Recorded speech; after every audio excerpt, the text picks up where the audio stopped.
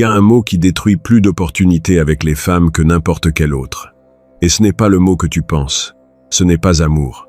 Ce n'est pas engagement. C'est dominance. Et attention, car lorsqu'un homme entend ce mot, il s'imagine un film complètement différent de ce qu'une femme ressent dans son corps. Cette erreur de traduction. Oui, comme ça. Comme quand tu crois dire une chose et que l'autre comprend autre chose. C'est ce qui fait que beaucoup d'hommes, en essayant d'être dominants, finissent par être repoussants. Tandis que d'autres, sans jamais parler de dominance, génèrent de l'obsession sans essayer. Reste jusqu'à la fin, et tu vas comprendre pourquoi tout ce qu'on t'a dit sur le fait d'être alpha, d'avoir de la présence, de démontrer du pouvoir, est techniquement correct, mais fatalement mal appliqué. Et quand je te montrerai le détail, tu vas voir ton passé sous un autre jour. La croyance dominante est simple, et ils la répètent partout. Les femmes sont excitées par les hommes dominants, et regarde, ce n'est pas faux. Le problème est que c'est tellement incomplet que l'utiliser ainsi est comme avoir la moitié d'une carte au trésor. Tu sais qu'il y a un trésor, tu le sens, mais tu ne sais pas où creuser. Alors, tu creuses partout, tu dépenses de l'énergie, tu te frustres, et tu finis plus confus qu'au début. Parce que la dominance n'est pas une seule chose, ce sont trois choses complètement différentes. Et voici ce qui est dangereux. Chacune provoque une réponse opposée dans le cerveau féminin. L'une allume l'excitation, l'autre crée du respect sans attraction, et la troisième génère une répulsion immédiate déguisée en peur. Garde-le en mémoire. À la fin, tu vas pouvoir identifier laquelle tu es en train d'utiliser sans t'en rendre compte. Mais avant de te révéler quelles sont ces trois formes et comment les distinguer, j'ai besoin que tu comprennes quelque chose. Et je te le dis directement, sans théâtre. Ce que je suis sur le point de t'expliquer est complètement développé dans un système que j'ai créé appelé le code de l'obsession.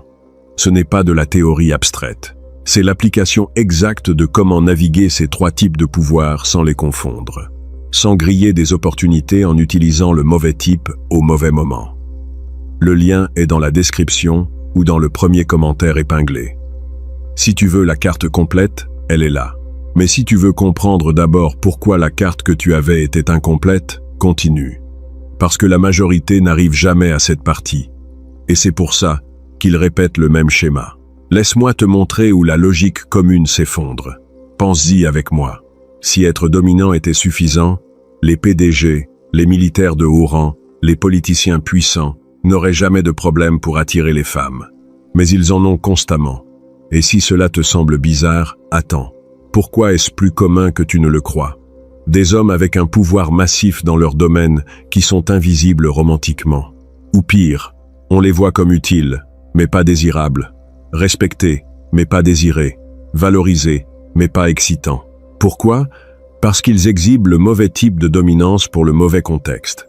Et ce mélange est comme mettre de l'essence dans un moteur qui a besoin d'électricité. Tu fais du bruit, mais ça ne démarre pas. Machiavel a compris cela mieux que quiconque à son époque. Et attention, pas là où tout le monde cherche, pas dans Le Prince pour paraître cultivé.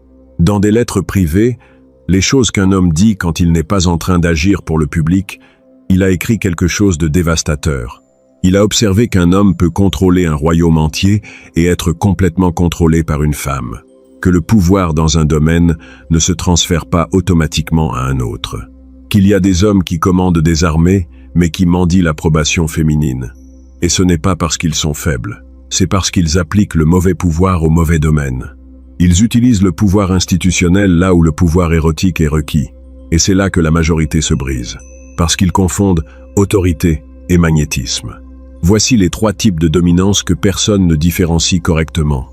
Et je veux que tu les mémorises comme un feu tricolore mental. L'un est vert, l'autre est jaune, et le troisième est rouge. Premièrement, la dominance hiérarchique, pouvoir basé sur la position sociale, les ressources, le statut institutionnel. C'est le PDG, c'est le docteur, c'est l'homme avec de l'argent. Ce type de dominance génère du respect. Il génère de la reconnaissance sociale. Il fait que les autres hommes te cèdent le pas. Il fait que les femmes te voient comme une option stratégique pour la sécurité à long terme. Mais il ne génère pas d'excitation. Il n'allume rien au niveau viscéral. C'est froid, c'est calculé. C'est le type de pouvoir qui fait qu'une femme se marie avec toi, mais fantasme sur un autre. Cela semble dur, mais respire. Ceci est clé pour que tu ne te trompes pas. Une étude de l'Université du Texas a analysé les schémas d'infidélité féminine et a trouvé quelque chose d'inconfortable. Et oui, cela met mal à l'aise parce que ça touche l'ego de l'homme correct. Les femmes mariées à des hommes de haut statut socio, économique, avaient des taux de fantasmes sexuels avec d'autres hommes significativement plus élevés que les femmes mariées à des hommes de statut moyen.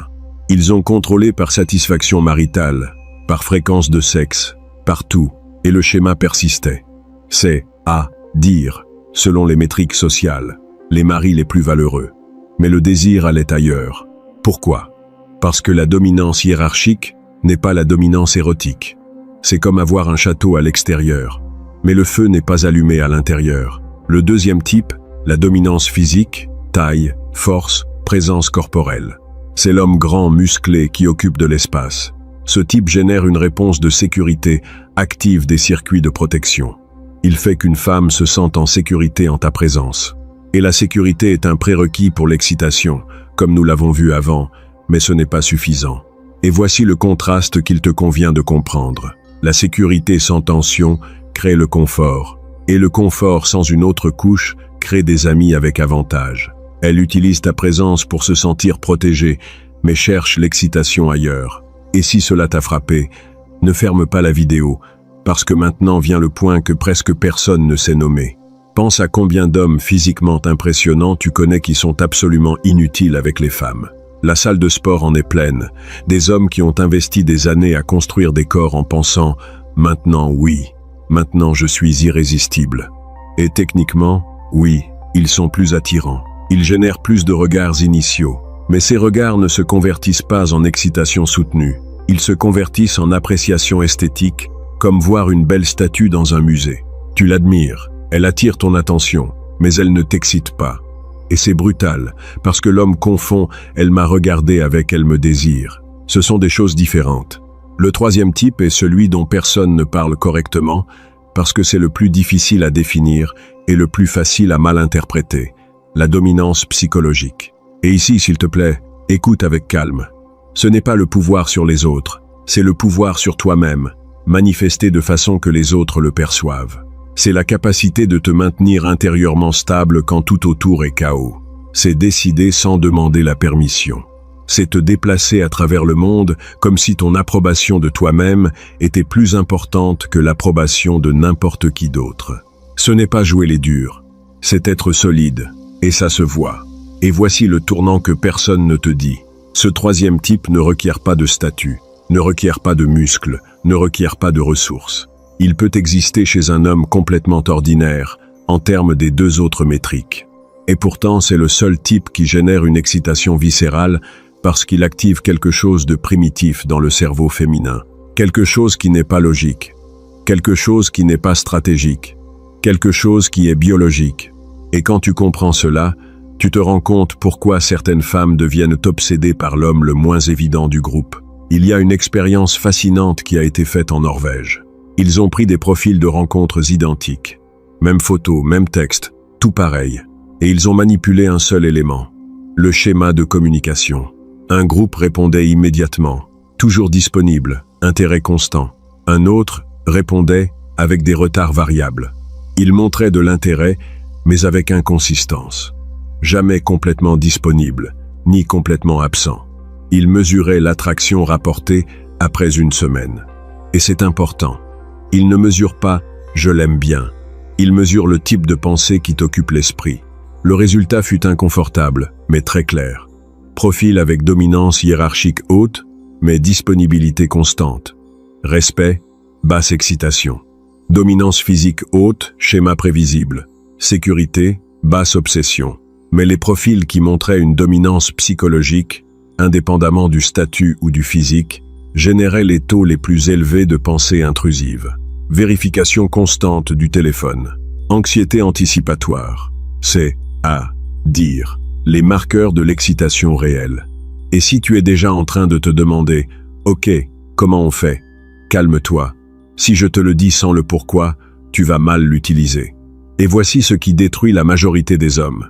Ils essaient de démontrer la dominance psychologique. Ils essaient d'agir comme s'ils n'avaient pas besoin d'approbation. Ils essaient de paraître stables. Mais la dominance psychologique ne peut pas être feinte plus de 2 semaines. Parce que ce n'est pas un comportement, c'est un état. C'est qui tu es quand personne ne regarde. C'est comment tu décides en privé. C'est si réellement tu peux être seul sans t'effondrer dans le besoin de validation externe. Et c'est là que le masque tombe tout seul, même si tu jures qu'il est bien mis. Machiavel a écrit dans les discours quelque chose que presque tous ignorent. Il a dit que celui qui dépend des autres pour sa fortune ne peut jamais en être sûr. Que la véritable force ne vient pas de ressources externes, mais de la résolution interne, et appliquée au pouvoir érotique. Cela signifie ceci. Si ta valeur dépend de sa réponse, tu n'auras jamais de dominance psychologique. Tu peux avoir tout l'argent du monde, tu peux avoir le corps parfait, mais si à l'intérieur tu attends qu'elle valide ta valeur, elle va le sentir. Et cette odeur de besoin tue l'excitation plus vite que n'importe quelle autre chose. Non pas parce que tu es une mauvaise personne, mais parce que ton énergie devient suppliante. Même si ta bouche dit autre chose. Maintenant vient la partie qui va mettre mal à l'aise. Donc si la vérité te dérange, cette chaîne n'est pas pour toi. Les 3 types de dominance ne sont pas également distribués. La majorité des hommes peuvent acquérir la dominance hiérarchique avec du temps et de l'effort, carrière, argent, statut. La majorité peut acquérir la dominance physique avec de la discipline, salle de sport, posture, présence. Mais la dominance psychologique ne s'acquiert pas comme un trophée. Elle se découvre, se révèle, se distille, à travers l'expérience qui t'oblige à affronter ta fragilité et à te reconstruire sans elle. Et oui, cela semble dur, parce que ça leste, mais c'est aussi libérateur.